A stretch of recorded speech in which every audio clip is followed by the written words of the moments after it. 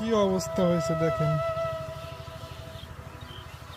অবশেষে খাঁচায় ধরা পড়লো।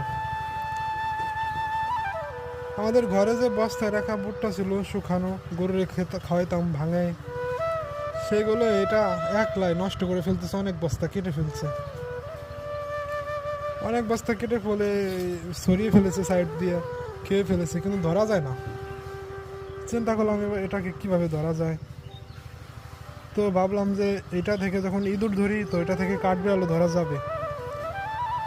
তখন এটা যে টোস্ট দিয়ে পেতে দিতাম বিস্কুট, ওটা দিয়ে পেতে রাখার পরে 2-3 দিন খেয়ে যায়, কিন্তু খাঁচাই পড়ে না।